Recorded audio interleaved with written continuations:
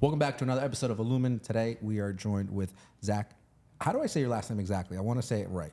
Yeah, so technically there's like a little like check mark above the S, so it's Sebek. Sebek.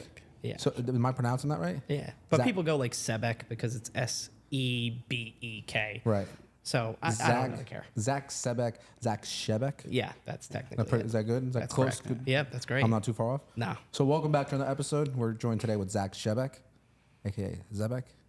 What that last name is? It's like Czech. Is it Polish? Czechoslovakian? Yeah, I mean, I was told it was Czech for the longest time, but I mean, my family, I count myself like as a mutt. Okay. Like What- my what- background. What are you? That's a really hard, fun question. Like when I did my ancestry DNA, I had so many pages coming back, and the highest percentage was 8% Portuguese. I don't even know where it came from. Really? Like Yeah. the Portuguese part? Yeah, we don't even know where it is, and like we figured it out, like where it could have come from. But my dad's family, they were in Indonesia until World War II, like a little bit after, Interesting. and then they went through Holland, then came to America. That's your dad's family. My dad's family. What yeah. about your mom's? My mom's family, she was from upstate New York, from Buffalo, so Oh, just okay. New Yorker? New Yorker type thing. Full American. Yeah. So, and now I'm here. So How about the grandparents? grandparents. Like on your mom's side? My mom's side were here already, but her great grandparents, I think, were the ones who came over, or maybe one more line above them, and they were English, Scottish, German. Got it. Okay. So that's why you have the mixed. Yeah. Yeah. But even like being on the islands and stuff for my grandmother, she always explained that there was a lot of different cultures and different people coming. So, when I was going through my list, it was like 2% of this, 2% of this, 2% of this. I'm like, oh, cool. I'm a little bit of everything. Yeah. all in one. All around there, yeah. But you were born here. Yeah. I was born here. Cool. So tell the world, what do you do for a living? I sell homes. He's a real estate agent. We work with him. He's a good friend, good client. How's real estate been this year for you? Honestly, this has been my best year so far. It's been a great year, but it's also been one of the hardest years I think anybody's had to deal with in the business. It's not fun, put it that way, for a lot of people, for a lot of friends of mine that are buyers. I'm young, 25.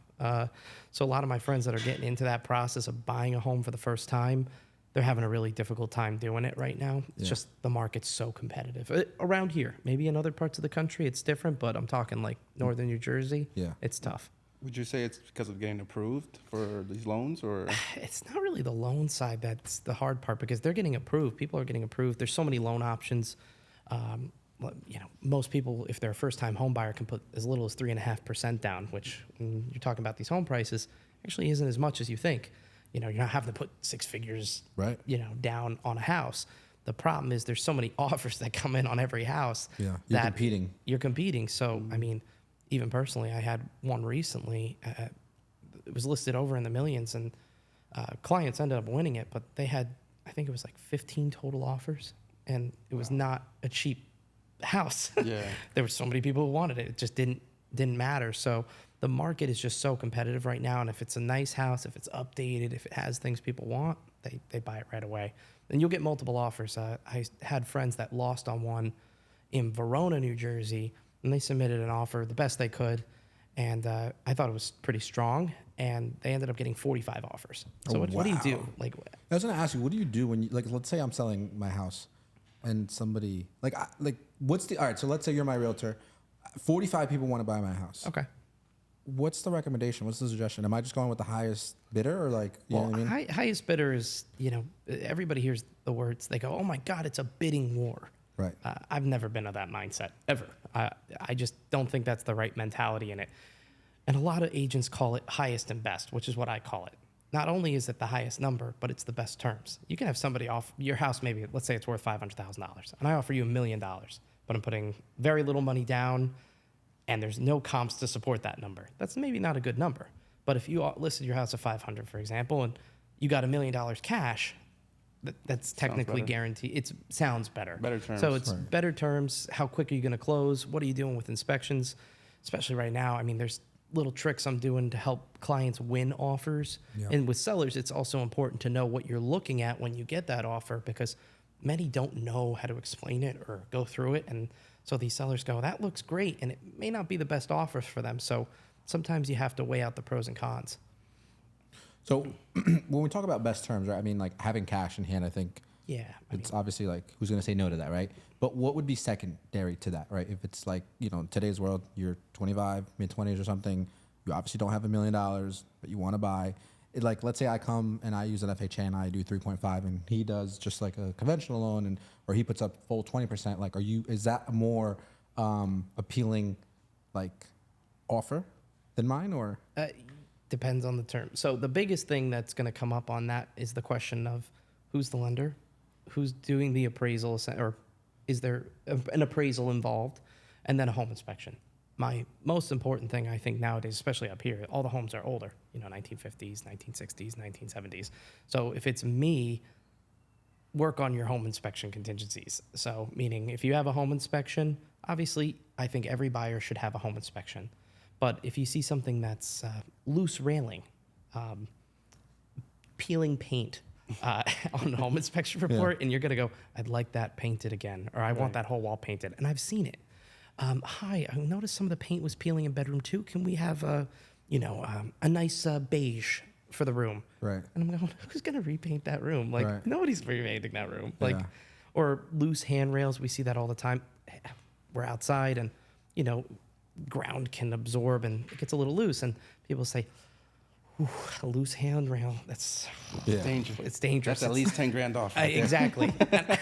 And you go, what? You just can't even, like, some of the stuff I've seen. I was at a house doing an open house, and I laughed. I mean, look, I would never do this, but I laughed because in my mind, I made the joke. But the client comes to the open house. I ended up helping him find a house. Really nice guy. But comes to the house, and the roof was just destroyed. I mean, it was just... It was bad. It was bad. The roof was bad, but the rest of the house was in good shape. Like, it was a good shape. It was just an old roof, like really old, past its life, probably leaking a little bit. And he looks at me and he goes, Zach, can you come outside? And I wanted to ask you a couple questions. So I said, sure. And I came outside, I followed him out, and we're looking at the roof, and we're both staring at it. And he goes, Zach, easily 80 grand. And I said, and I looked at him and I said, I take cash up front. I learned on YouTube, and I'm happy to climb up there for you for that dollar amount. I'll take the risk. And he started looking at me funny, and I started laughing. I said, of course I wouldn't do that. I'd recommend you a professional, but I said, it's not going to cost 80 grand. He goes, what do you think that's going to cost? I said, well, let's bring a contractor out here. But it was a little house. It was a 3-bedroom house. Yeah. So, and there was 3 bedrooms upstairs, but I'm going, where in the world do you think this is going to be 80 grand? But later to find out, he's from California. Oh. So out there, He's used that's to a those whole, prices. so it's also a matter of where you're located in the country. Yeah, it's relative to Yeah, to it's where you're relative to selling. what you're doing, and also the materials of construction costs. Talk about new constructions. I mean, these builders now are spending triple what they spent before COVID. Right. That's Right. why home prices are also Correct. Yeah. Oh my goodness. Yeah. Everything is tied to, Yeah. to the price of the materials, the economy, what things are selling for, which affects the next thing and the next thing and the next thing, and it's just so very much, Hey, I heard eggs may be coming down in price though, so it's good news for everybody. Let's hope. My breakfast yeah. needs to decrease. But with anything, it's all about the market, where it is, but it's also putting together the best strategy. As a buyer, you may see a house and a seller goes, I need to close in 3 weeks. I need to get rid of this. But you as a buyer may not be ready. You still may be renting, so you're in a lease. Right. You still may need that time and that flexibility. So I tell people everybody's situation is different. Yeah. Every house is different. Every story is different. You walk into a house, it can have a completely different story than the house next door. Yeah. It's just, and that's also, I think, the cool thing about real estate is it's not the same. It's not cookie cutter. People think it is. It's Right. just not. Yeah. Yeah. Different family, different stories, different homes, different towns, everything. Everything. How did you get into real estate? Talk to me about that. So COVID had hit at the time. For those of you who don't know, I'm a trained opera singer. Shout out to Manus School of Music. And we're going to dive into that. Yes. But I want to Yes. hear about the real estate story. Yeah, Let's so- start backtracking. You're so- a current real estate So agent. I'm a current real estate agent. I mean, this year I've been grateful to help all my clients and everything like that. In the past 3 years, I've been doing it, and I love it. It takes up my whole day, and it's the greatest part of my day is waking up and just being able to have clients call and talk to them. It's the same thing for you guys. You talk to your clients, and you call me and make sure I have what I need when I'm filming or whatever. It's the same thing. It's being there for them, and it's also really enjoyable because I've had people cry at closings, just like they get there and they're just so happy. And that makes me happy because I help them through that. And sometimes it takes a long time. And sometimes there's difficult situations that come up that you got to be on your feet and thinking about very quickly, or else, things don't go well. Right. Yeah. But how I got into it was COVID had hit. I had some family friends down in like Florida doing real estate, and they're super successful, awesome down there. We had known a few other family friends in it, and my dad was always like, "Hey, you got to be a real estate agent." My now fiance, her father was an appraiser and is an appraiser now. He's been an appraiser since we were kids. But he goes, "Zach, you got a good personality. Go get your real estate license." And I'm thinking to myself, what am I going to do in real estate? Right.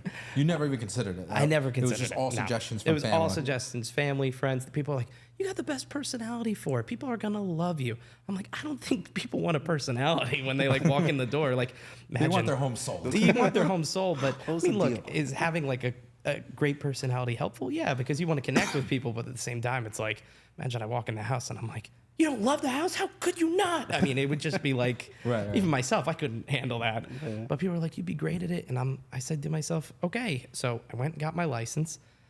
Me and however many hundred people were in the class, because when COVID hit, I was taking it right as it hit. It wasn't like I waited. And then after that, it took forever to get a licensing exam. It took time. So I'd say like I technically started in 2020, but it ended up being 2021 was my big year Yeah. to get started, and then 2021 was a good year, 2022, and then obviously this year has been fantastic for me as well. That's crazy. Nice. So one common question I've been asking people is, did you pass that exam on the first try? Yes, Yeah? Nice. Congrats. passed my school first time. and then Easy? yeah. Well, mine was different. I actually didn't take my test in New Jersey. Oh, really? So that's something people think they have to do. When COVID hit, all of the testing centers were down. Yeah. I mean, down. It was like all online, right? Correct. But the actual test, they still required you in person, but it was online in person. So you'd show up to a room, take it on a computer with somebody supervising the room, Okay. so that you're not like on your phone looking for answers or whatever. Right. So I passed through the school, and I'm looking in New Jersey, and I waited a little bit, but I'm looking in New Jersey, and they're 6 months out. Like you couldn't even get in the state exam, which is what's required to be a realtor, besides being a part of the National Association of Realtors, and I'm a realtor. I mean, technically we're salespeople until we join NAR and all that fun stuff. But I was like, where am I going to take this? And then I had a buddy out in PA, and they had a testing center really close to there, and I was like, I'm gonna do it there. So I drove out to PA, and it was me and 3 other people, because they have it in other states. Like you can go take your New Jersey test in New York, because there's a lot of New York agents who want to get licensed for New Jersey. Same Right. with PA. Same with if you're thinking Delaware to New Jersey, same thing. So I drove like 2.5 hours out to PA, Wow. took my test, and I was like, I gotta pass this. Yeah. If I don't pass this, so help me God, if I'm gonna have to drive back out here and do Yeah, you this don't wanna again. make that drive I twice. didn't want to be that guy, and also come home, because it's kind of like a heroic send off. My parents were like, "Go get it, get in the car and you go pass that test." And I was like, "I'm gonna pass that test." Imagine you get there and you're like, "I failed." They got cake, balloons, everything waiting yeah. for you. Sorry, next time. But I thought I also wasn't going to get my results. So I get out of there and I go, "Oh my God, that was so hard." And the lady looks at me and she goes, "You passed." I said, "What? I passed?" I'm like, "Really? Really?" And she's like, "You passed." And I said, "By how much?" She goes, "Oh, I can't tell you. It's either pass or fail. So pass, here's your slip." And I Nice. walked out. And then there's other things you take care of. And then, you get into it after that. That's awesome, dude. So before real estate, what were you doing? So I have my degree in opera performance. I'm from a family of opera singers, so I just thought it'd be the smart idea. I hated singing. Really? Yeah, people don't realize that. You don't like singing? I do. Now you do. Now. You didn't used to. Yeah, I mean, my parents have been singing since I was born. My mom is a very amazing teacher. My dad's an amazing teacher. My dad performed so many different roles all over the world, and then was on Broadway for many years. And Wow. he was on. He was I think the longest running. The role is called Piangi, on Broadway. So it's in Phantom of the Opera. So Phantom of the Yeah. Opera has multiple characters. He was Piangi for I feel like 5-6 years when I was growing up. It was the wow. coolest thing to be in 8th grade, 7th grade, going backstage at a Broadway show. It was Yeah. just cool. Yeah. So my In New broth- York. In New York. So my brother immediately was hooked. He was singing since he was young. But I always told my parents, I'm like, absolutely not. I won't sing. I refuse. Really? Worst thing. I was like, absolutely not. And they're like, come on, you have a good voice. They have me sing at church and have me sing here. And I was like, I don't know. And then I did choir in school, and I really enjoyed it because I was hanging out with friends and stuff. And Yeah. I was like, I think I like this singing thing. And then I got, one thing led to another. I got into a musical my freshman year of high school. I'm like, I think I like being on stage. I think this is cool. I think I could do this. Yeah. Which then ended up becoming like junior year of high school. I was like, yeah, I went to my mom. It's the funniest thing. You would think, oh my God, they're so excited. Went up to my mom. I said, Mom, sit down. I want to talk to you about college. And she goes, what? So she sits there and I go, I'm going to become an opera singer. She goes, oh God. And I'm like, what's wrong? She goes, you got to get training. You're so behind. I'm like, I'm behind? What? boy. She's like, you got to get training because colleges have college auditions. So not only do you put an application in for college, that's not what they look at. They bring you in person. You got to sing. They want to test your talents. Yeah. Correct. Usually nowadays they probably have like from what I've heard from friends of mine that are doing masters and doctorates and stuff, they do like an online round. So you film something and then you send it into them, Right. and then they'll review it and tell you if you should come out and actually sing for them in person. And that's the whole setup. Wow. So my senior year of high school was going to college. And the only thing that was tough is about halfway through, I ended up getting pneumonia. So I couldn't audition to like half of them. I had to send them videos. I'm like, I don't know. I think I got into the schools, but it was still like, at the time, it was like, oh my God, you're sending a video. Now it's like, please send us a video. We don't want to go anywhere. Or we don't want you coming. So it's totally different times. And then I went to school at Manus, which is in New York, the New School Jazz and the New School Drama were all in one, and that's where I went. It was great. I had a good time. So what did you sing to audition with? Do you remember? I have no idea. There's this book, and any singer that looks, if they ever watch this, they'll know the 24 Italian art songs. It's like, I call it like the Bible for singers because it's like the first thing everybody touches if you want to sing opera. Yeah. It's the first thing everybody learns. Everybody knows every song out of it. And I think I learned like a couple of those, and then I learned a couple other pieces on the side, and that was my whole, you know, I'd hand them a list of like 4 or 5 songs, whatever it was, and it was like, they'd say, what would you like to sing? I'd be like, oh, it's my choice. Or they'd say, sing this. You go, oh, okay, it's not my choice. So we had a violinist on the show a couple months ago, and he had his violin, so we asked him if he could play us a piece. Oh. Would you sing us a piece? I'm gonna say no because I feel like I'm gonna sound horrible right now. I'm not gonna put you on the spot, but I figured I'd ask. For Andy, get the drinks. He's just a little tense right now. I was shocked to find out because I just didn't expect it. Like when Matt saw you today, and he was like, "Dude, you're wearing jeans." I know. I'm usually in a suit. When you tie. are Different. It's so different seeing you. I have a suit for like every day of the week now. So it's like, all right, Monday I wake up and it's like, all right, what's it look like outside? It's a gloomy day. I think I'm gonna go gray today.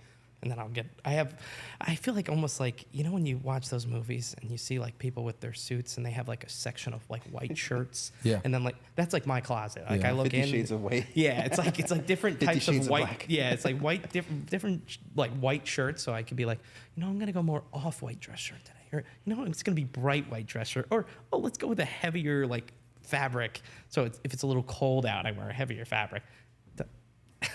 Just me. He's stylist, man. This guy's got the style. Not much. I just felt when I got into the business was if you're going to help somebody with the most important decision they'll ever make in their lives, I want to make sure I'm doing it the right way. Right. It is one of the biggest transactions for most people. Like, of course. Especially these days, you're buying a home. Doesn't matter what it's worth or what it costs. And same with assets. If somebody's retiring and let's say they've been in their house 40 years and they've gained obviously a lot of money because the market has changed. Back 40 years ago, you probably would have had a 19% interest rate, but you probably would have bought the house for, a couple apples and, and a loaf of bread. Yeah. Well, no, I mean, I've seen those like old newspaper clippings where they'd be like, home for sale, $3,000. I go, that's the mortgage payment for like half the size house now. Yeah. But so true. It's the markets, but it's also because people, especially up here, I grew up in New Jersey and I love New Jersey, and it's kind of like born, raised, never leaving. Yeah. Because it's just you don't want to. Yeah. I like Jersey, dude. I do. Everybody People hates shit on it Jersey all the time. All I think the it's they're time? jealous. That's what it is. Have you They're ever jealous. gotten clients real quick that left Jersey and then come back? Oh, we're moving back. Oh, Correct. that's funny. Correct. 2 years ago. 2 years ago, I was selling a house, and Well, look who it is. so I sold the Rubbing his house, hands. and they moved out of state, and I get a call like 6 months later to like the T, and it was, hey, we we love golfing every day and living off a golf course, because they were like, in a retirement community. But we decided, nope, we got to get back to Jersey. I was like, we just sold your house 6 months ago. Like, you told me I want out of New Jersey. I got to go somewhere else. Found a house a couple months later, and they moved right back up. That's so funny. Yeah, I don't have a problem with Jersey the way people do. I'm not saying it's a perfect state or anything, but No. but it's not as bad as people make it out to be. Well, I think we have everything. I do too. We have cities. I mean, let's put this in perspective. Gordon Ramsay's always going out and saving kitchens. Fun fact, Gordon Ramsay, if you're watching this, if you're ever hitting up a place, I'd love to be the person that comes in. It's like, as he's like grabbing, like, or just in the background, like, even if you need an extra cameraman and I'm just standing there and he's just like, it's raw. Like, I want to be on one of those. I really do. Just, if it's out there, if he sees this, call me. Like, Plug my man Zach in. plug me in. Anything. If you want me in like those fridges, I just want to experience it. But back to the point was, if you have a restaurant, for example, in New Jersey that doesn't make good food, look how quickly they shut the doors. Where you could be in another part of the country and they'll last for years. Everybody will be like, oh, it's bad food there, but it's economically feasible. Like here, if you don't have a good restaurant, it's not going to survive. It's a tough tough. market to be a restaurant owner in Jersey for sure. For sure, because everybody like demands excellence. With their food. And that's one of the reasons I won't leave, because I'm like, what if I go to a state and the food sucks? Yeah. Like after a long day and you want like a pizza and you can't get it. But I will put a plug out there. I don't know if this guy remembers me. The best slice of pizza I've ever had was in Hawaii. Really? But it was a little bit of a different like backstory. I was in the middle of the big island. Blank on my dad saved up for years. I was Honolulu? like, I don't know if that's the really, is that Kona, the big island? There's Kona, there's Maui. Is that the one with the volcano? Or the peaks where they have the space station or whatever? Oh, yeah. I can't There's remember. Kauai too. Yeah. So we did whatever the island that was, and we were driving. We decided to do a drive around the whole island, which took us like 2 days. Yeah. I feel like. But we were in the middle of nowhere for our standards, because we weren't near anything. And we see the sign that says pizza. It's my parents and I, and I'm going, oh my God. Well, we're going to pull over and have pizza in Hawaii. Yeah. And you hear that stigma. You go, pizza in Hawaii, not good.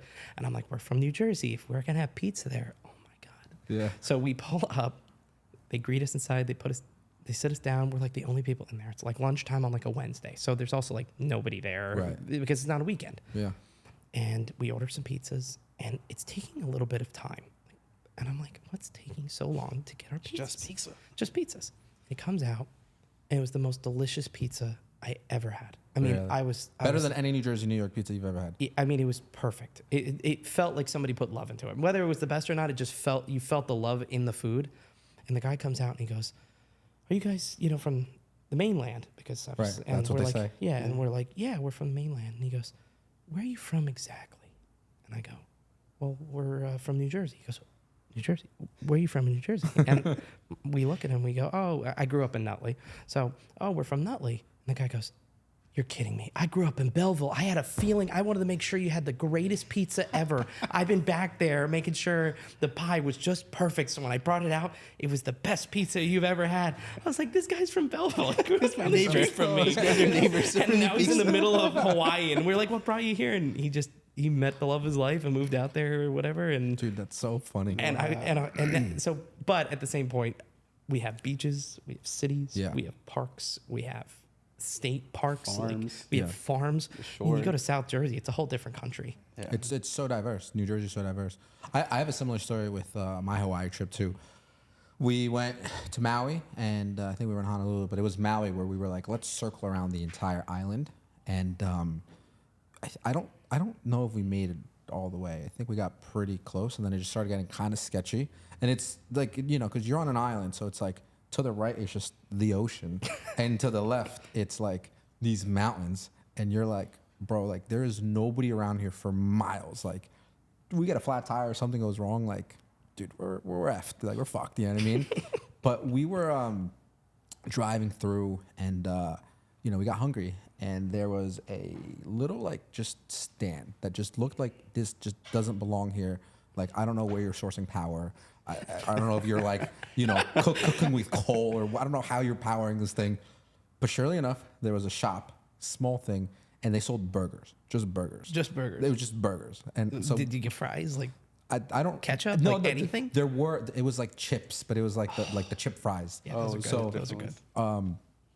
So we ordered burgers, right, from this like just random just burger shop in the middle of nowhere, Maui, and they didn't even have like seating. Like, it was just like, it just looked like it looked like a lemonade stand, but like upgraded.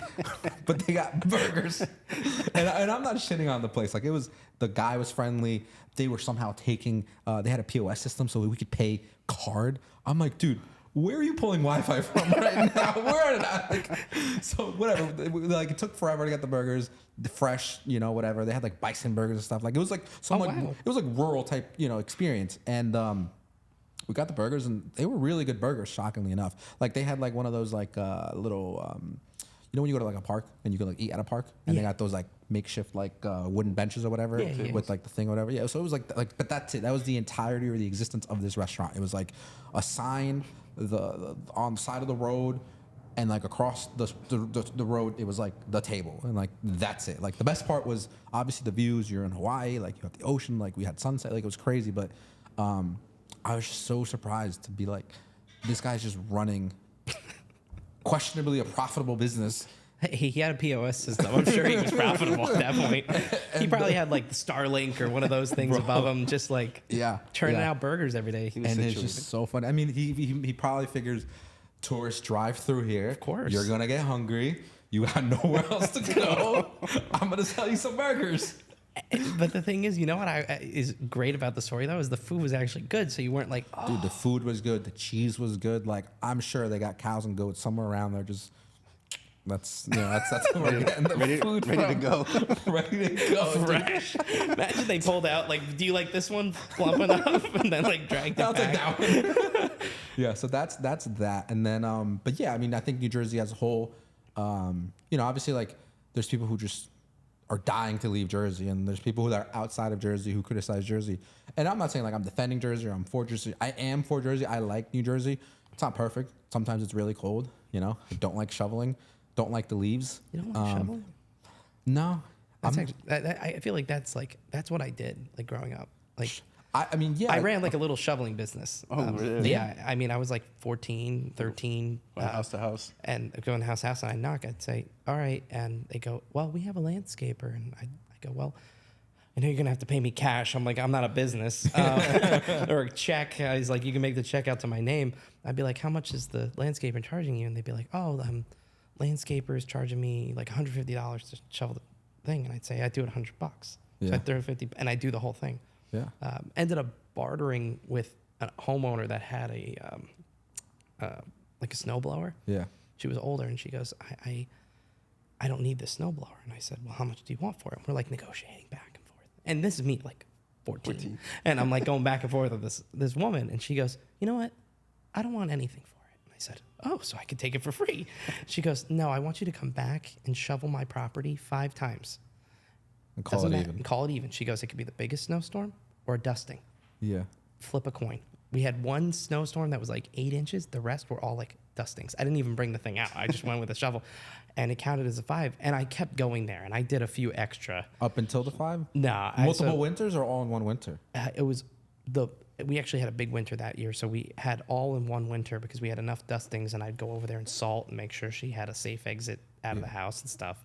But it was funny. I was like, and then we hit the 5, and I think she ended up moving or something shortly after. But I rolled it home, and that was it. End of the story. You still have that snowblower? I actually still do have that snowblower. Funny enough, you got to be resourceful. You got to know what you're like. For sure. You're like looking at. I mean, it was great for me because I did it all the way through high school, and then I got to college, and I'd have a lot of the people I was shoveling for call me. Yeah. Like, Zach, we had a big snowstorm here. Need you to come over and shovel. And I was like, I'm in college. I don't have time. It's like, I don't do this anymore. I don't do this anymore. I'm like, I'm sorry, you're gonna have to find somebody. And Now I hear of a few people that do that, like kids that go out and do that. Yeah. But that was like a big thing when we were growing up. Is I feel like I would see kids up and down the block from my parents' house doing absolutely. it. But It's a good hustle. I remember I did it maybe like 1 or 2 winters when I was growing up too. Probably I think I was like middle school, high school age, and I don't think I ever made like a lot of money from it. It was just maybe less than $100. oh no, there was a snowstorm that I cleared. Actually, I'm not. I would hear people. I'm not gonna say it. IRS is gonna come for me. You were 13 at the time. What do you do with all that? You can't get taxed if you're 13. How much did you make? That's one of the snowstorms. I was like, What's the most amount? We got him. What's the most amount a house ever paid you? And what's the most amount you made in that oh season? man, that's really personal. But I'd say the snowstorm. I was like, I don't know, 14, 15, and it was like 3,200 for one day. You made 3,200 in one day. But I had a bunch of friends helping me. So I was like, guys, we're getting Still. a big Split? You're still storm. split? We're 14? splitting it. But I'm like, we're getting a huge snowstorm. I need everybody. So everybody shoveled themselves out like early in the morning, like 5 a.m., and then came to my house. And then we just walked door to door and like just Wow. knocked out house after house. And the reason we kept making more is because we thought our day was over after the regulars I had. And then all these people were like, my landscaper never came. My husband's back got thrown out. My this and this happened. My dog is scared of the snow. And we were just like, all right, sure. I'd negotiate it right there on the spot. I'd be like, this is how much it's going to cost. I'd be like, do it. Here's the cash. Yeah. And we'd take care of it. Wow. So in terms of a house, what would be the biggest? Well, it depends too, because remember, any realtor is going to have a split with their company and all that kind of stuff. But the check to me, probably the biggest I've had. Well, no. I don't mean like your real estate check. Although you could definitely share that with us if you'd like. I didn't really want to. But I meant like when you were shoveling houses. and oh, for snow. for snow. Yeah, like when you were 14, like how much did you make in a day? Like either the winter season or a day. So you like you're saying you made like $3,000 with your friends shoveling. But what was like the biggest house that paid you? Was it over under $100, $200? 3. They paid you $300 to shovel But it a was house? like a That's a mile. big driveway. The Yeah, driveway. that's a big was- driveway. It took me. I was there for hours. Yeah. Just breaking my back. I was like, and that's why after that storm, that's why I went looking for a snowblower. Oh, yeah, so you got this. I just found the snowblower Yeah. that same day, and that's how it was the house after which it pissed me off because I'm like, oh, this couldn't have happened like the house before, so I could have used it for this driveway. That was like, it was, you would have to start one end of the driveway. I think it was like a 30, like it felt like a 30-car drive. It was like a street. Oh my God. And so me and my shovel, me and my Just shovel. you, nobody else? At the time, I had like 1 or 2 buddies with me, and it was just a couple of us. Yeah. And we just go all the way down the driveway, just like a machine. It was a great Yeah. workout. Yeah. I was like, Oh, yeah. it was great, but at Wow. the same time, I don't know if I have a lot of respect for people who do that kind of work. I was thinking too small when I was like that age as far as like my shoveling business went, because I grew up. It wasn't like a cul-de-sac, but it was like this little like part of town where it was like you had 4 or 5 streets, a park, a lake, and then it like led off to the rest of the town and like main street or whatever. But I probably asked like the surrounding neighbors, so maybe a total max of like 10 houses, and I'm pretty sure like maybe like one of them like took us up on it, maybe 2, and then I was just like, all right, whatever. Like I was thinking too small. I was like, 10 people said no. What am I gonna do? Can't, you know what I mean? Like I wasn't like a business person like that. I did it because I was doing so many activities in school, and then by the time I hit like a sophomore in high school, I was in every music function that the music department at my high school handled because I fell in love with it. I just fell in love. I was like, this is fun. Yeah. That's what ended up prompting me to go to school for it. But I was like, I gotta find a way to make like money. Yeah. Because even then, there was people my age that were working jobs already. Like after school, obviously, like Right. school lets out instead of going to the thing. I'm gonna go work a job. So I was like, I gotta find a way to like do something. And every time there was a snowstorm, everything was canceled. So I'm like, I can either sit inside all day, Yeah. or I can go out and just do Make some another, money. make some money, and that's Yeah. what I would do. Yeah. Literally. There was one day where I had to beg my parents. They didn't cancel school, and it was like we were all like, "What? No school canceled?" And I looked at my dad. I'm like, "Dad, I'm sick today." And he looked at me and goes, "You think you're gonna do well today?" And I said, "I'm gonna do great today." And he goes, "You're sick today." And they would never let me. It would be like that would be horrible, if I missed school. And I went out and I shoveled all day. And my friends were like, "You weren't at school, man. You missed it. We had like a snowball fight at lunch or whatever." And I was like, "Yeah, I was shoveling houses the whole day." It's like, yeah, but like I made like $300 today. Yeah, So like, and I was happy for it because like everybody has a different like when they grow up they have a different thing. that experience that makes them learn about the world. Mine was finding a car. When I turned 17, that's in Jersey, you get your license, I have my permit. And I turned 17 and my dad looks at me and he goes, it's time to go look at cars. He goes, do you want me to take you? And I'm thinking, oh my God, my dad's gonna buy me a I'm so excited. I'm just so excited. We went to every dealership. I was in a Toyota, I was in a Nissan, I was in a Hyundai, I was in a Honda.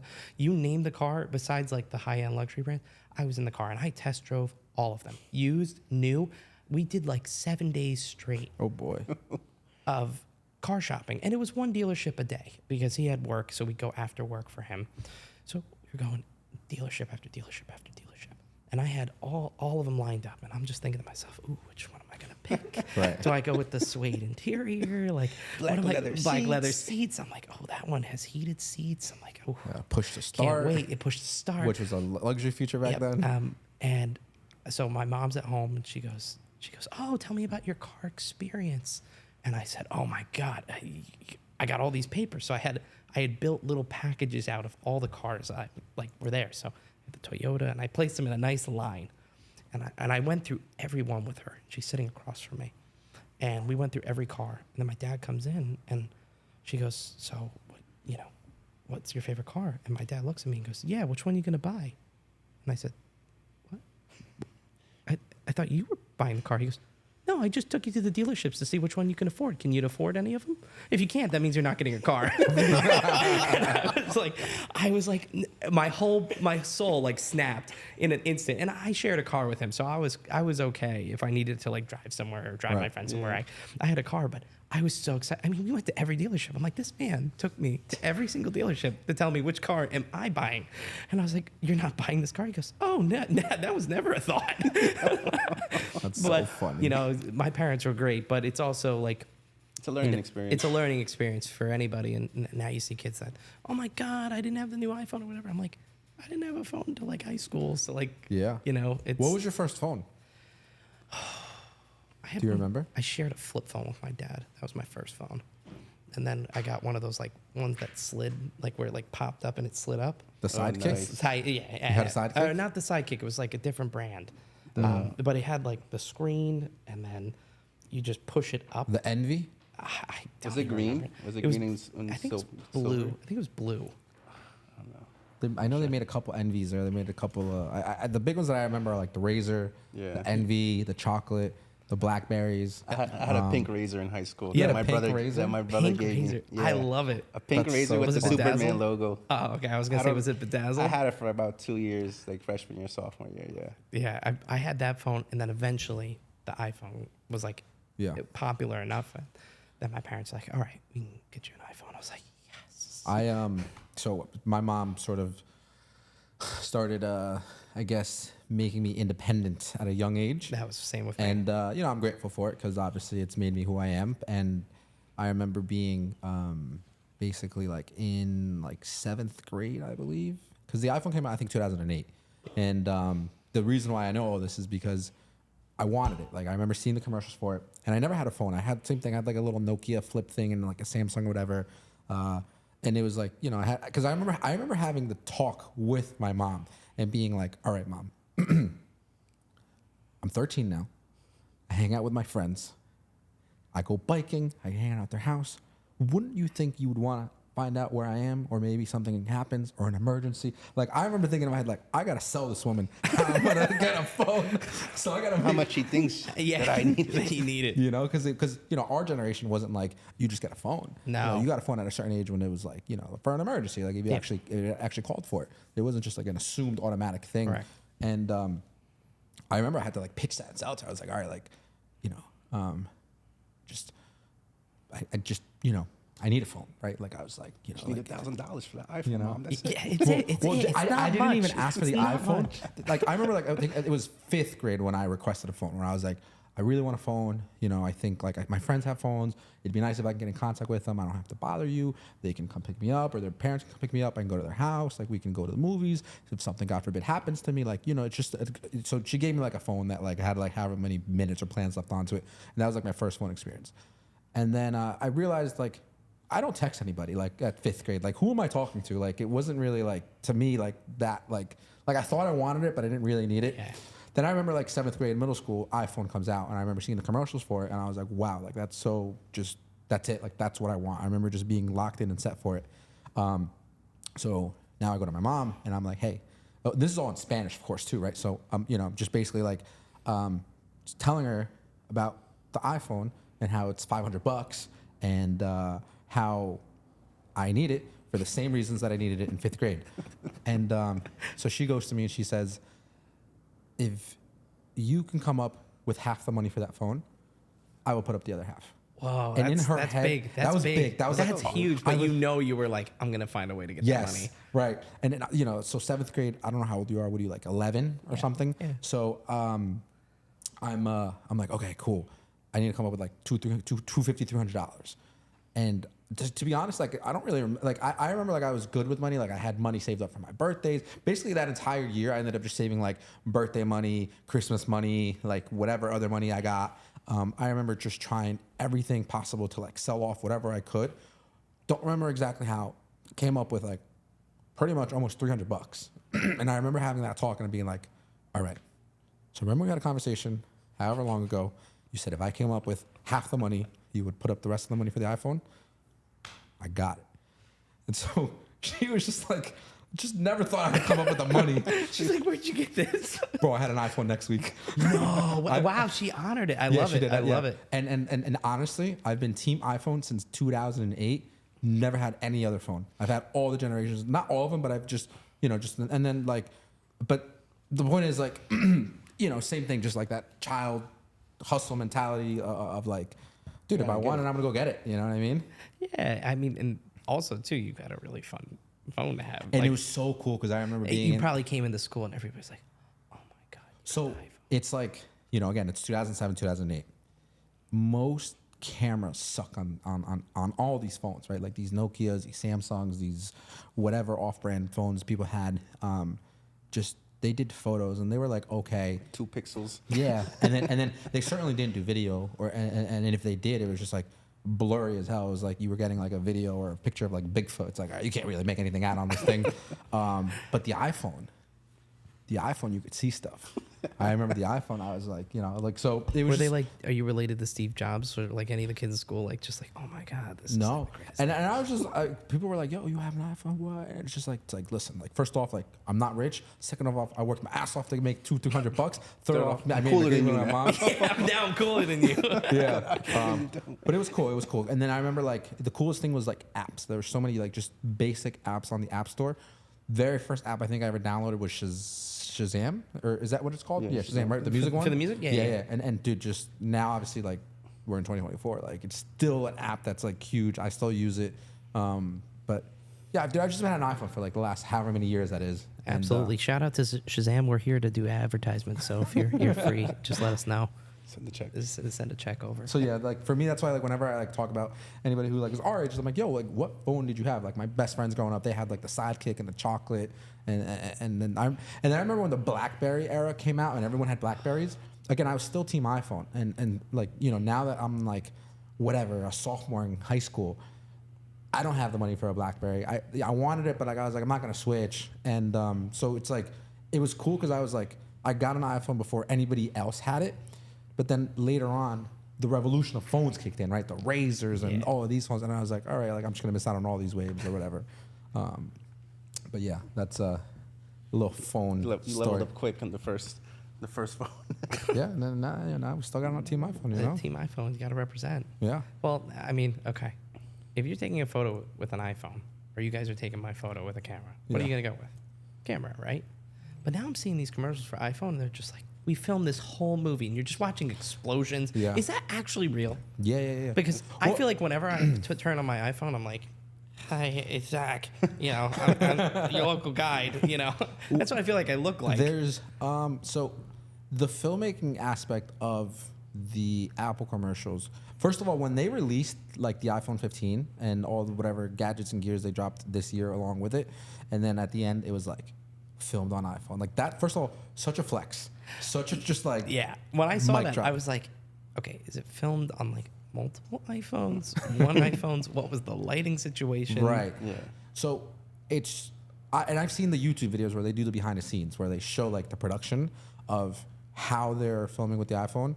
I think something that's important to like note or share is like it is the phone and it is these cameras, but then it's like everything else that surrounds it isn't. It's production. Right? So production like Lights. this, you have all these professional lights. You have, obviously the commercial itself, whether it was filmed on a phone or a camera, like you still have some sort of storyboard of some sort of just shot list. So the iPhone is just the instrument, right?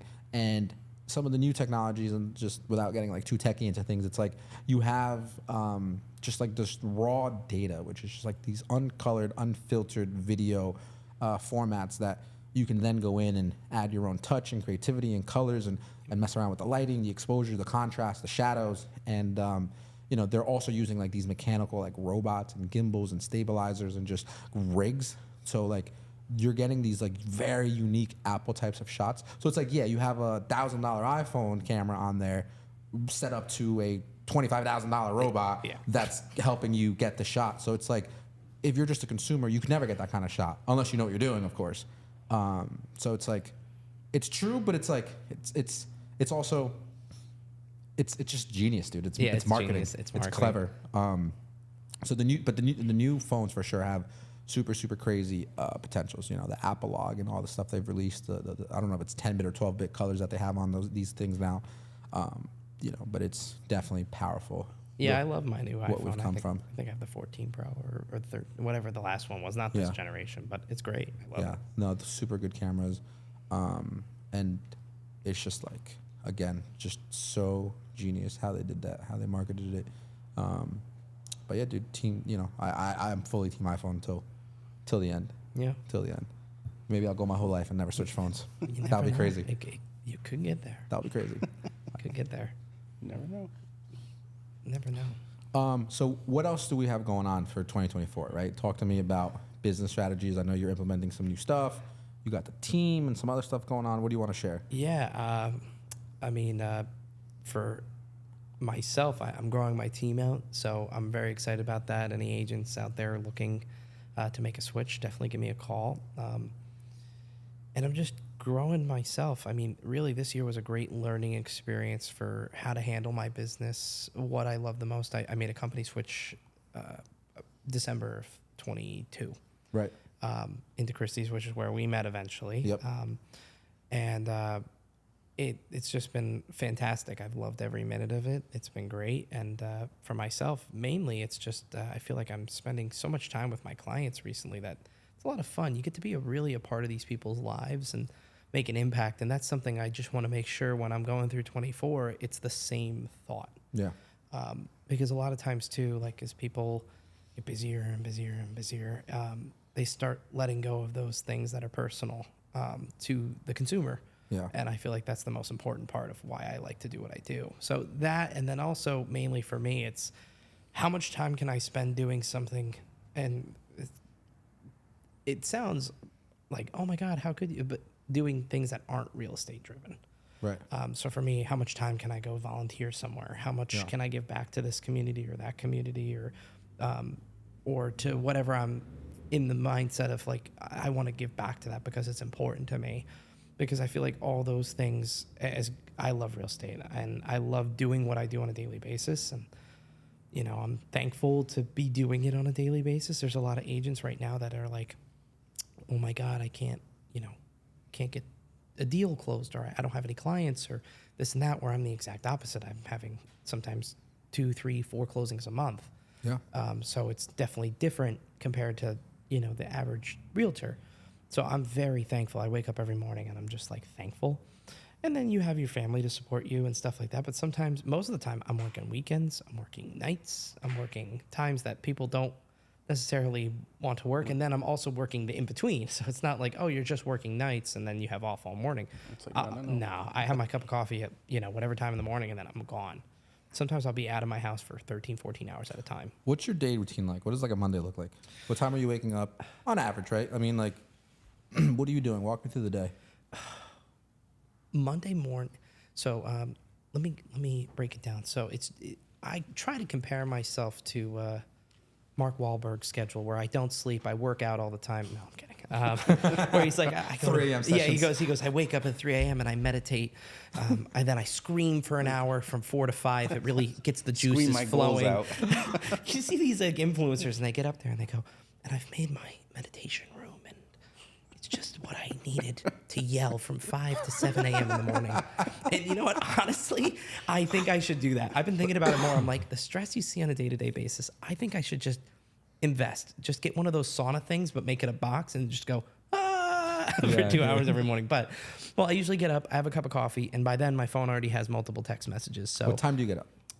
it depends. On average. On average, anywhere from 7 to 8. 7 to 8. 7 to 8, because a lot of my days end up being really 9 to 9. That's like a very like common schedule Yeah. for me. You're expecting that. That's Yeah, your like that's my mentality mindset. there. But I'll get up, I'll have my cup of coffee, and then I'm immediately on my phone.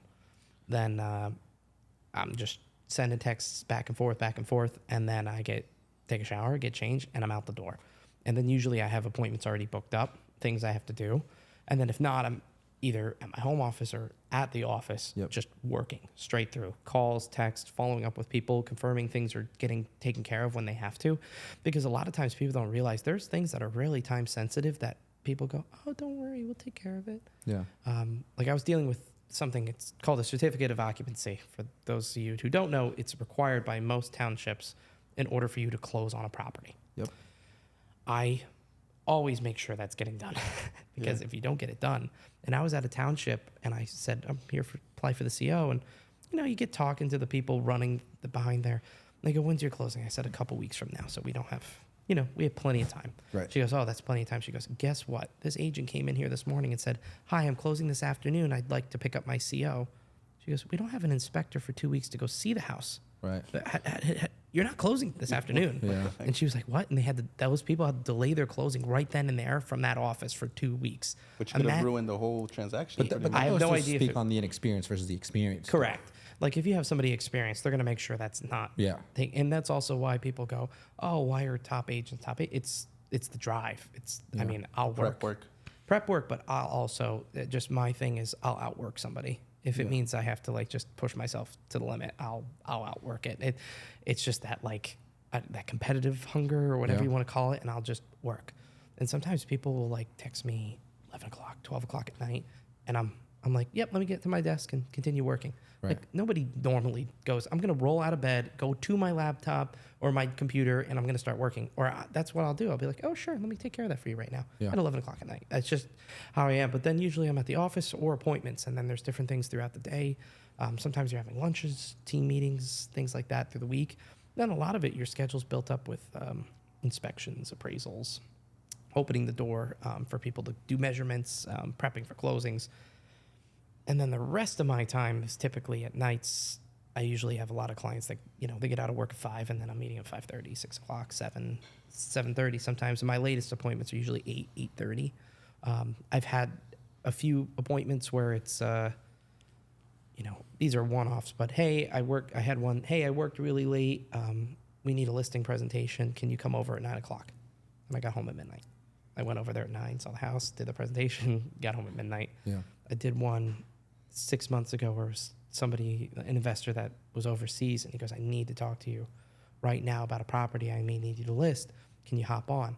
It was 3 a.m. our time, so I drove to the office in my suit and tie, got on Zoom at 3 in the morning, and I took the call for an hour and a half, and then went back home and went back to sleep. I take hours during the day. So like Tuesday, Thursday, I'll take 2 hours to myself in the middle of the day just to like, all right, I got to stop for a minute. Yeah.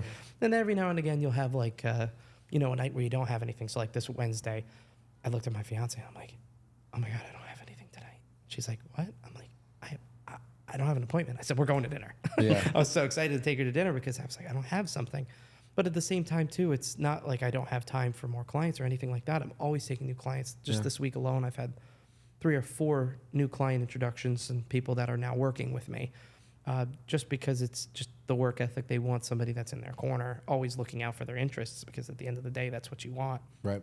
It'd be the same thing for me. It's that level. Like at Christie's, for example, I guess the phrase is luxury is not a price point; it's a level of service. And I really that's my biggest thing. I love saying it too because it's how I feel. Like I don't care if it's $2 million. I don't care if it's $100,000. I don't care really where it is. Is it something that benefits you? And is it something that helps you? And if you have a family, is it right for your family? Is it right for this?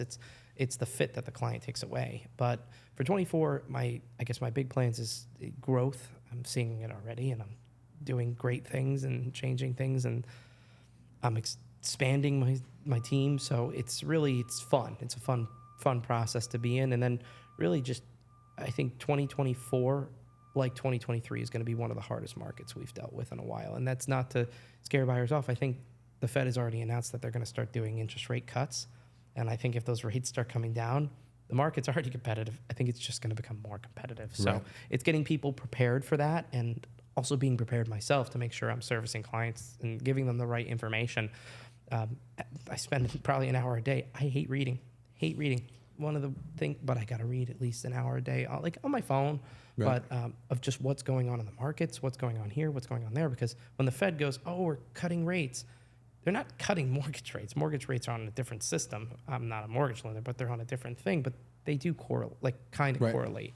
Yeah. So you have to just make sure you're reading all of that knowledge and kind of consuming it in your own way. Yeah, staying up to date and all that. Yeah. Where do you get your information from? Like, not politically, I just mean like, real estate news, like when you hear about like, the rates and stuff. Like, Yeah, real estate news. Real estate's very interesting. You have to find, I want to call it like pockets of information where people talk about it. There's a few podcasts and people that I follow that I like on social media, for example, that I trust the information they're putting out, but it's more on a national level, Yeah. not a local level. Right. The local level, I look at the statistics that we're seeing in the market. Yeah. So, for example, a thing people talk about a lot is absorption rate. So, what is it? How long does it take a house to pretty much go, Yeah. get sold, everything like that? And right now, it's like the lowest we've ever seen. Most of these homes, it's still, we list on a Thursday, we have an accepted offer by a Tuesday, and by the next Thursday, it's under contract. As long as it's priced correctly. That's really fast. It's going quick. When our parents were looking for homes, it would be, all right, this is house number 1. Let's head to the next one. Are there any offers on it? It's only been on the market for 45 days. So it's fresh to the market. Right. That's what they would say. Yeah. And now, 45 days on market? Oh my God, that's so a year. long. It's forever. And I'm like, that's actually really short when you think about it. It's not that long, but Yeah. it's just because it's what I do every day. Right. And then it's also the marketing. Half my job, you guys come to all my properties with me and you see what I do on a daily basis, but half of it is people don't market Yeah. correctly. And I see that happen a lot where I'm like, oh, if this was only marketed better, it would Right. do what it had to do. And it's not my listing, but it's not also my client.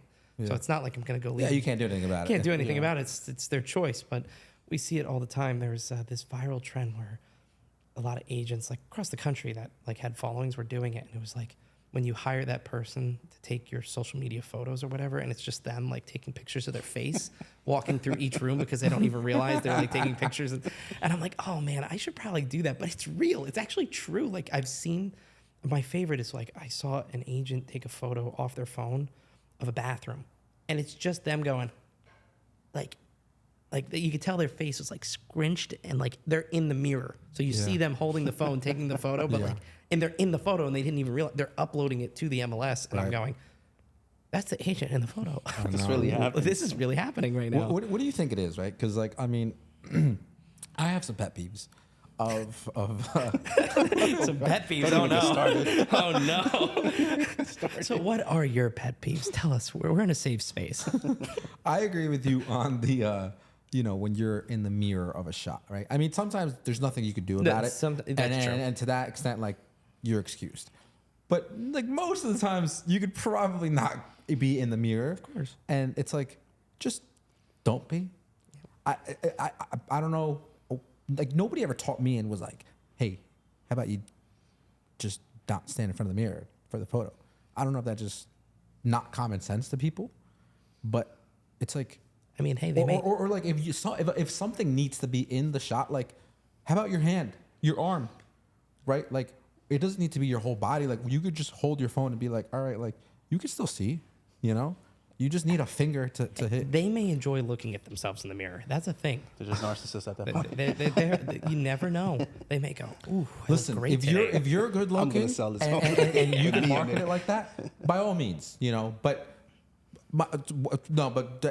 honestly, one of the biggest tips that I could just honestly give out, just to be like educational and not trying to put anybody down, but it's like leading lines or vertical lines. I think is so important. Like depending on your height, like there's agents who are like super tall. You know, like I know people who are like 6'4", 6'5", and it's like naturally like you're looking down on the world. Like you're kind of tall, right? So it's like when you walk into a room, like you got a whole different perspective of the house.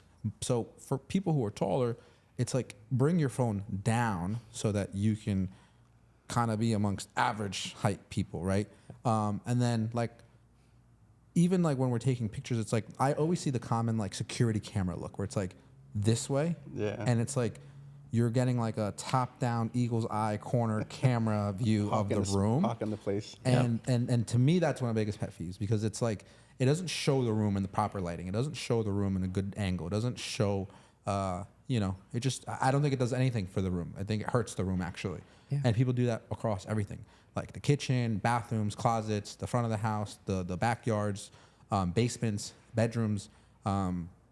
And it's such a simple, like, little thing to just, like, when you're taking a photo, like, even if I show you right now, right, like, if we were to take a photo, it's like if I'm taking, like, if it's a human being, like, that's one thing. But, like, if I'm taking a picture of, like, the room over there, right, and we're just on wide here, I don't know if you can see this. If I take this photo here, the walls match up. If I shift this down, I'm getting distortion. It doesn't look right. Like, it's just like, so, again, I don't know if people are just not taking that into consideration, but I hope people would. You see, that's where I trust that's what I mean. My team, like you guys are an extension of me because it's the quality of work we put out too. Yeah. And it's not just, get in there and get out of there. Like it's going to be high quality. My biggest pet peeve, and I usually handle it before you get there, toilets. Yeah. Down. Toilets. I'm going to say it. Toilets and beds. Yeah. I've been in houses where the bed's not made. well, I was going to say the toilet's not flushed. And I'm like, that's bad. and you're just looking at it. You're like, oh, okay. And you flush it and you close the lid and you move on. But same with beds where it's just like the beds are all unmade. And I'm like, oh my God. And I'll make beds. Right. Hell, I'll scrub toilets. Yeah. If it makes the house sell and it's going to help the clients, that's all I care about. The clients getting that level of, service. But you do see that kind of stuff from time to time, and it's like, oh my God. But also, I get a little further with it. I like the full seat down, like on a toilet. Like the seat has to be down. It doesn't matter if it's the coolest looking bowl. No, The seat has to be down. It's like a thing. It Sometimes is a I thing. forget. But sometimes I forget. So when the photos come back to me, I'm like, dang it, I missed the toilet seat. I was slacking that day. Yeah, I was slacking.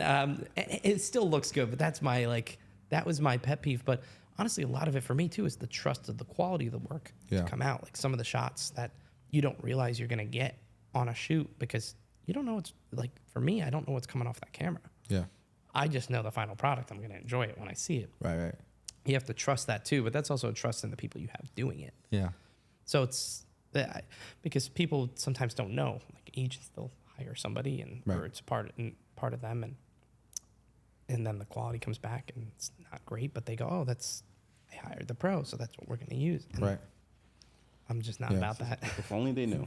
Only they knew, but that's half the battle too. That is half the battle. Yeah. There's definitely different levels of service, different levels of quality, different levels of everything. And it's like for sure. I mean, I don't know. I think it's a no-brainer, right? Like even if like I feel like a starting out agent, you're just brand new in the business. Like it's just with the way social media is, the way the internet is, it's like it'd be silly to not spend a little bit to do it right, and that. But sometimes also people don't either learn properly or learn through their deals. Like I take every single closing I have as a learning experience.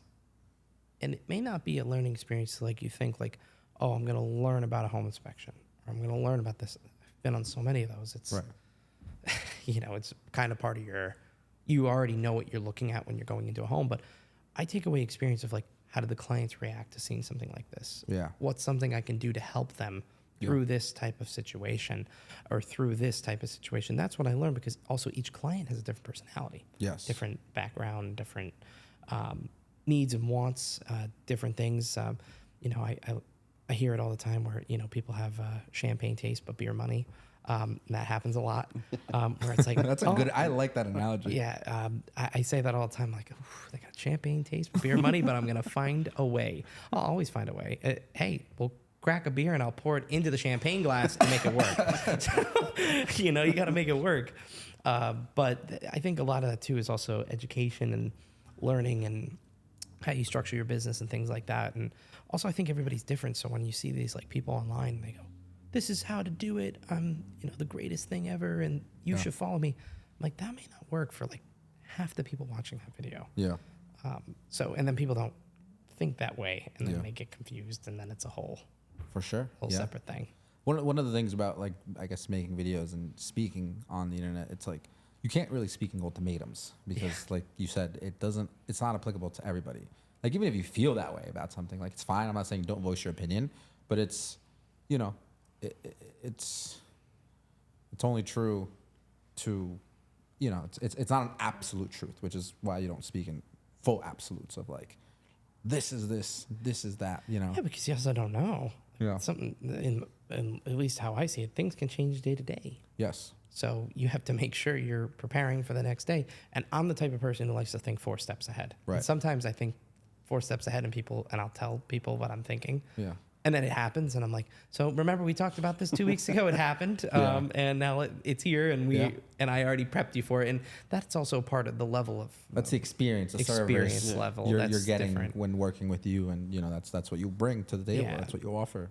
But you know, at the end of the day, for me, it's just I have fun with it. There's a lot of things that people don't see that we do behind the scenes. Right. Everybody, I had this lady walk up in a house once. I'll never forget it. She's like looking at everything like, ugh. Ooh, this paint color. And it was just like white. It was like, who cares what color white it is? It's paint. Yeah. And she looks at me and she goes, I know all you realtors. I watch Selling Sunset and I know. And she looked at me right in the eyes and she goes, I know what you guys get paid. And I looked at her and I was like, if I'm on Selling Sunset, you and I wouldn't be talking right now because we're in a $400,000 house.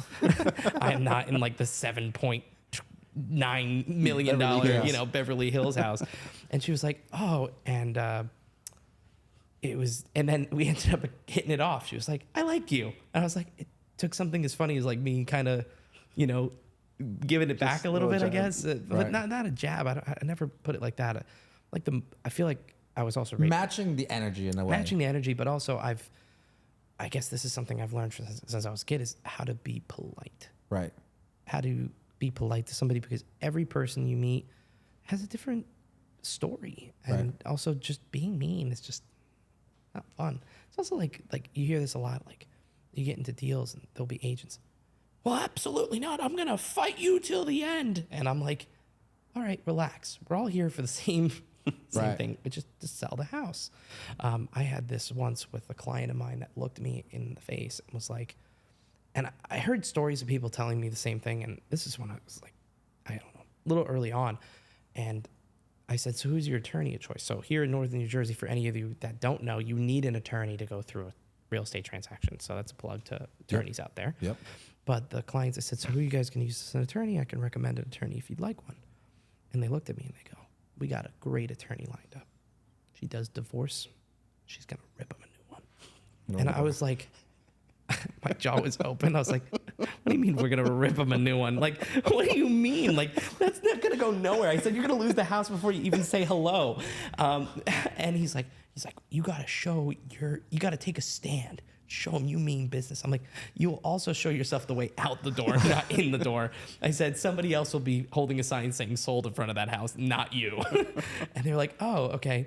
And actually they went through the first deal. It's called attorney review and things changed at that point. Boom, right out of the gate. It was like you could see it. It was like watching a movie and just like, boom. As soon as it started, it was just full blown. Like we're going after it, and the deal died.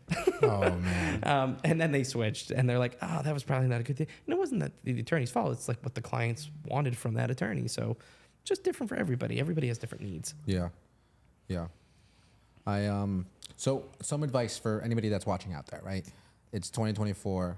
What, especially like kids, young adults our age, right, who are in their 20s, what's the recommendation to just, is To like buy a home or to like be an agent? let's start with buying a home, right? It's like if you're in the Jersey area, you're looking to buy, right? Like just what. Always, always, always save. I mean, honestly, nowadays more than ever, I wish in high school we had a class where it was financial literacy and teaching kids how to be financially stable. Even me, I'm still learning. I'm 25. I'm still learning. We're unless you're going into that as a degree or getting into the business like me and you learn those things, most people don't know that. Most people don't know how their taxes work. Most people don't know how this works or that works. And so because of it, I say financial literacy is get online and look how to do things. Saving a little bit every single week, I mean, a tiny bit could go so far to you buying a house. Yeah. Even if you're 16, 17, 18, just keep saving. And that's easier said than done. We're in expensive times. People have school they want to go to and things like that. But that is the biggest thing I can't stress enough is build your savings. Budget yourself out properly. I think sometimes people get a little too budget friendly, and that's where you see like people, and that's when people go, oh, they're cheap. That's when maybe somebody, I think, if I hear that word, it's somebody that really takes that too far, maybe. They're taking it to the extreme. To the extreme. But there's nothing wrong with saying, hey, you know what? I'm going to stay in and make a meal tonight as much as I want to support the local business. If you're young and you're trying to just build yourself up Right. as an individual, because eventually you will, but it's different for everybody. But I'd say the number one thing is save a little bit and then get creative. I mean, like right now too, there's different types of savings accounts that people don't really use, like high yield savings accounts that are getting 4.5%, 5%. I've been hearing more and more about those. I wonder where my money is. Shout out to my financial planner. And the returns are great because every time I talk to him, he's like, yeah, this is how much the account made. I'm like, what? Nice. I'm like, what? And he's like, yeah, that's what the market's doing. But there's also different types of accounts where if you have your money on the market and stock goes down or whatever the case goes down, and that's also why I'd say it never hurts to speak to a professional, a true professional, not just somebody random, but a true professional to say, what should I do? Because, for, let's say, a financial planner, shout out to my guy, Vincent, when you talk to somebody and you're young, you could be 20, 21, 22, just coming out of college maybe, you just got your first job, and you're putting in, I don't know, $25 a week. If you look at the stats, when somebody puts $25 a week into the market and has it properly growing over the course of 50 years, it's something ridiculous. Like when you look at it, it's like, oh yeah, if you do that till the end of time, you'll be worth like $3 million. I'm like, what? Be worth what? Yeah. So for me, as a younger person, I'm always playing down the line. Right. I don't have kids yet, but if I'm grateful enough to have them, I want to make sure that that's something that they can have. Yeah. Well, you did just get engaged. I did get engaged. I don't want to go faster than that. Coming soon. Taking it slow, taking it real. Sebek, coming. Speaking of money and all that stuff you do, you also give back a lot, right? I mean, you do a lot of charity, a lot of fundraising, a lot of just that whole philanthropy aspect of life. Yeah, I mean, for me, it's just I was lucky enough to grow up the way I did. I'm thankful every day. Even like if I do something for my old high school, like any type of fundraiser or thing like that, it's for those kids, man. Yeah. I mean, I ended up doing all right. It ended up doing well, and hopefully that stays that way. But at the same time, I hope they get that same experience or that same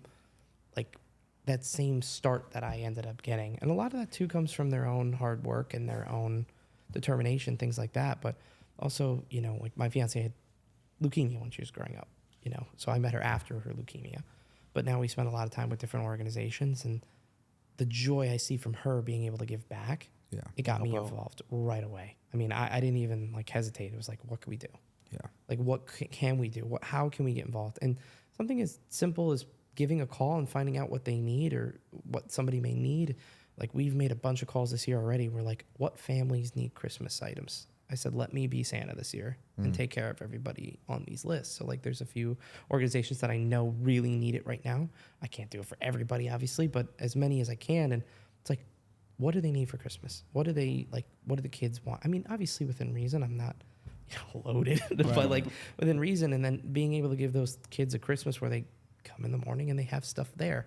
And I don't even care if they know if it's me or not. I really don't. I couldn't care less as long as they're happy and they're got that feeling. That feeling, because that's all that matters. I mean, nowadays, especially with what's going on in the world and what's going on in society and things like that, I think the greatest thing is peace and coming together. Yeah. It only does wonders for everybody. And then there's different things that you want to get involved with as like time goes on, and different things you get to see and get involved in. So my fiance for many years goes to this camp called Camp Happy Times, and it's a week-long camp where all the kids from the hospital that she went to go to camp for a week, and they get to use all the stuff, the pools, the lakes, the this and that. It's a really high-end camp too. Every year she comes home with a smile on her face, and she's sad to leave. Right. Even now, she's a counselor. She runs the arts and crafts division or whatever, so she does arts and crafts with the kids every year. And is she tired when she gets home? She sleeps for like 16 hours straight. She's done after the end of the week. As soon as she wakes up and I take her to breakfast, it's like, how was it? And it's like, oh, it's the greatest time. It's the greatest time of our lives. And it's because you see the impact you're giving and people enjoy that. You know, for me, it could be something as simple as, I don't know, throwing the ball with somebody. Like Right. It can go so far and you don't realize how far it can go, or taking that extra 5 minutes to have a conversation with somebody and check in on them. Because it's the same thing I wish people would hopefully do for me. If they could see I'm in a situation or a bad place at the time, or, you know, need help, Yeah. that's that same, you know, Yeah. almost like I'm hoping that karma comes around in a good way. Right. But, Yeah. you know, it all depends. It really does. You want to just make sure that you're giving back in different ways. That's the key. As long as you're doing that, I tell everybody, find something you're passionate about. Doesn't have to be many hours, but just do it. Do something. Yeah. Because it goes so much farther than you realize. That was beautiful. Oh, you have a good soul, man. That was wholesome, dude. Yeah, I feel sure. inspired. That hit me right here. Yeah. I mean, and everybody has something different. You know, the amount of people I meet where it's like they're also touched by something else that's so similar. And then that conversation sparks and turns into something else. It's you know, we have so many great things going on that I feel like get overshadowed or overlooked. And at the same time, and there's other things that matter that may not necessarily be with a person, but maybe with an object. Maybe a historical society is preserving a building or preserving a house. That means a lot because it just has history there. Right. It could be anything as long as you're getting involved. And I tell people that all the time. No matter what job you're in, get involved in some capacity because you'll wake up in the morning feeling better about yourself. And I do. Anytime I am able to get back, I do. I'm at a loss for words. I was inspired. I I was- appreciate it. I love how you're doing so much at such a young age too. You know, because it's not what you see a lot these days, and if it's different. It's wholesome. It's inspiring. It's Well, look, I mean, but also look how much you guys do. I mean, you guys were at one of my last events, like filming. You guys came, you set up, you were there the whole time. I mean, Andy was over there, was like going nuts, running around the whole place. Afterwards, I looked at him. I'm like, go home and go to bed, man. Like you were like, and I, you know, and that's the thing. I didn't even have to ask. It's like it's just happening because it was like something you know I cared about. So you care about putting out, making sure the stuff is the same way. yeah. So, and at the end of the day, like for me, it's just something different. Right. Something so different. It's like real estate and singing. There's similarities, but there's also differences. So I enjoy just being able to go sing something because it's like, oh, thank God, no real estate for a minute. Yes.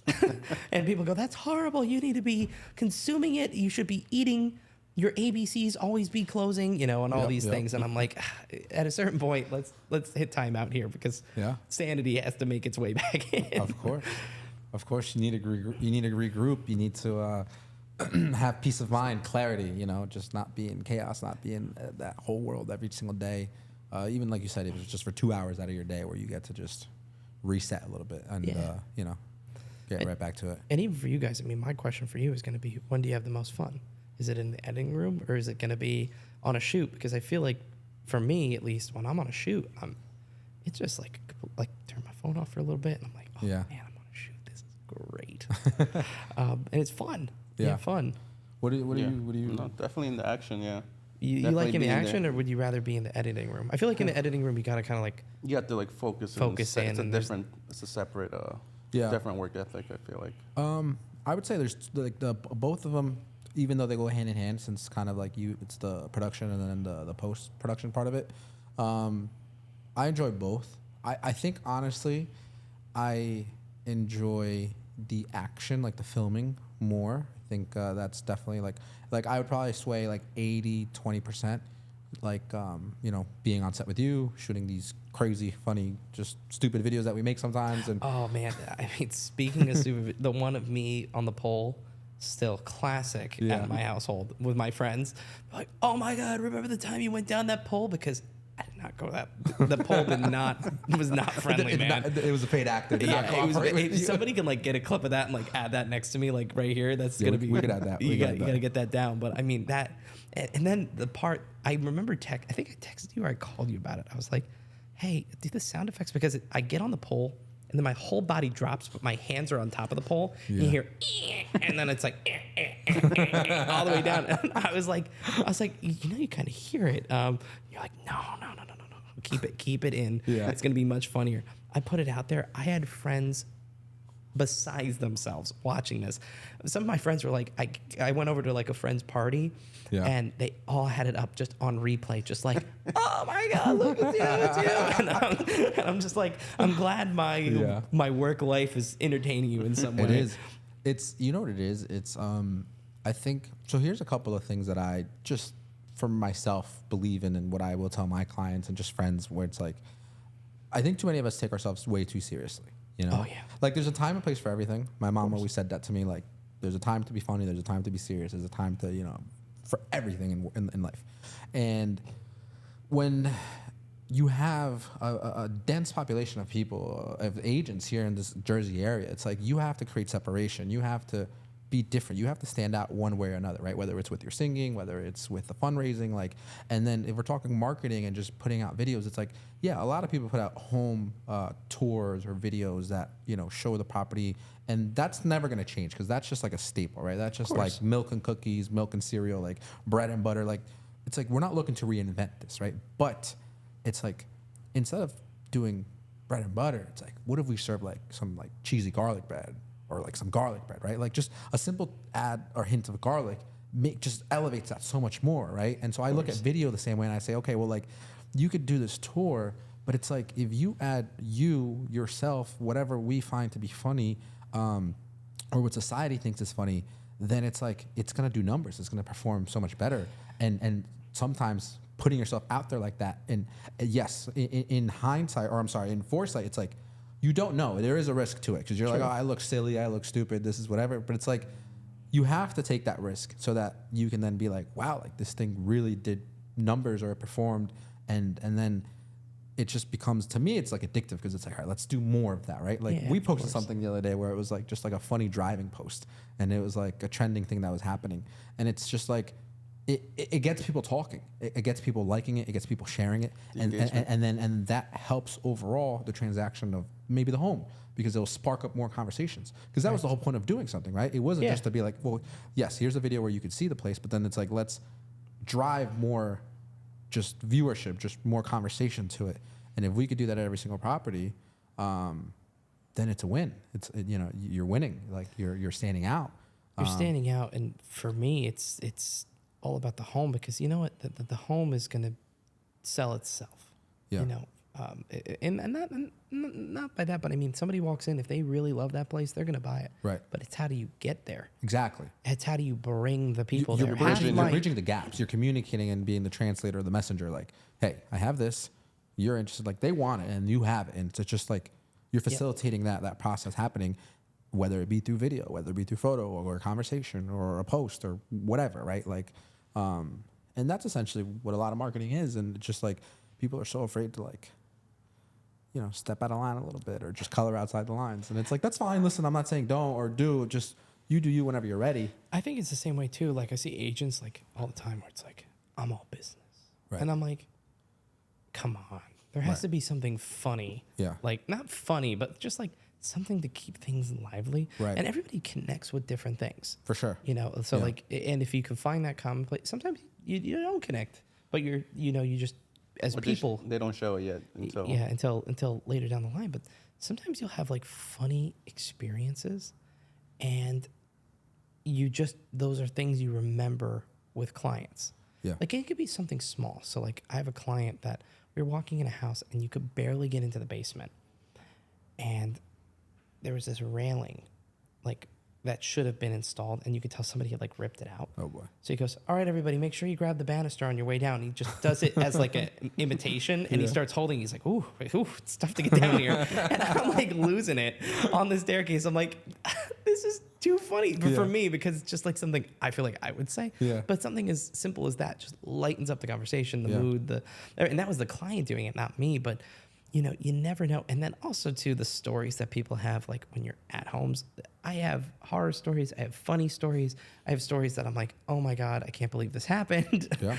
and people go, oh my God. More so than, what home was that? Right. Or what was that address? And then that's what brings people to these Of course. homes. To these It's what properties. makes it memorable. And it's what makes it, again, just like away from the grain, where it's like everyone or every experience, if it starts to feel the same, or every home feels the same, or every video looks the same, it's like, that's fine because that's a staple, but it's like you need these memorable things to be happening or occurring, whether it be the distinguished. conversation, whether it be the story, whether it was scary, whether it was funny, like for it to just, for your brain to register and be like, oh, Register and be in it to win it. Like Yeah. at the end of the day, like when we were doing that North Caldwell shoot, Yeah. I'm outside. This yard is an You were acre. there for that one too, right? Yeah. Were you there? Yeah. Did you watch hilarious. me sprint across the lawn though? I'm doing the Matterport. Yeah. I see you running across. So for Did those that of you who twice. don't know, a Matterport is a great thing. A Matterport is a digital tour that essentially you can click in and you can feel like you're in the room. It's like a 360. So it takes the whole thing. You can look at the ceilings, the floor, all around you. So for those who don't know, but you were doing the Matterport and we're outside and you looked at me and you go, what do we like sprint the yard? Yeah. And I'm in dress shoes, tie, Hot summer day. hot summer day. I mean, it is scorching out. I'm like, you know what? I'm going to run this backyard. I made it like 15 feet and I was like, trying to get to the camera. And I got to the camera and I was like, action. I was like, and welcome to the property. And you were like, wow, I thought you would be out of breath or just, and then as soon as you Camera goes off. the camera was off, I was like, oh, I'm trying to catch my breath on this like patio in the backyard. But it was a massive backyard. Oh, it was And it was like, that's like the perfect opportunity to do something kind of dumb or silly or kind of humorous like that. Oh, and people love it. To prove Yeah. it, it has a big ass backyard. Well, to be honest with you, like, Because you also speed it up, so people are like, "How long?" If we left it, it would have been like me running for 30 seconds. And for me, doing that run was like running the marathon. It's nothing like that, obviously. But I'm like, yeah, I made it. You know, it's a bit. It's like I've shot a lot of real estate, right, over the years, all size homes with all different agents, different companies, and I would be lying to you if like there's only a handful of them of the ones that I remember. Like have I shot thousands of homes? I don't know, maybe, definitely in the hundreds, high hundreds, but like it's like your listings, and I don't say this because you're here with me, but I mean like I will always be like, dude, I had a guy run down the entire like 1 acre of land. He slid down, you know, the fire pole or the slide, was running on the treadmill. Like it's, you know, they're just funny, memorable moments that will stand out. And I'm like, that's a good video. That's a good piece of content there.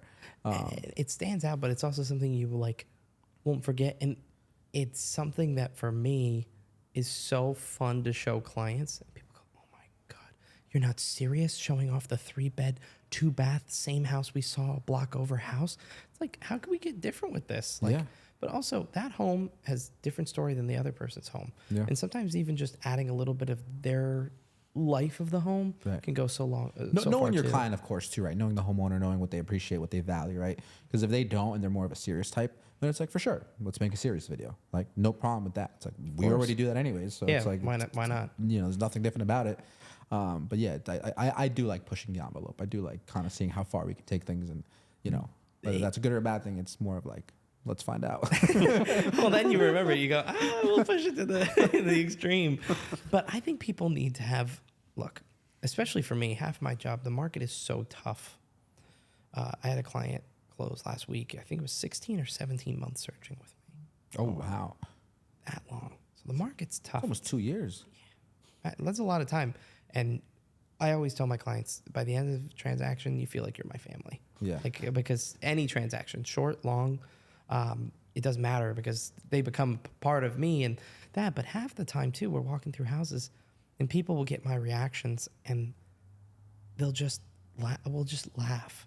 I mean, I was in a house that agent was doing an open house and clients came in. It was the only time you could see it. Typically, I do private showings. So nobody's at the property. Maybe the homeowner lets us in, but it's to give my clients time to really take in that property and really feel what it's like to be in that home.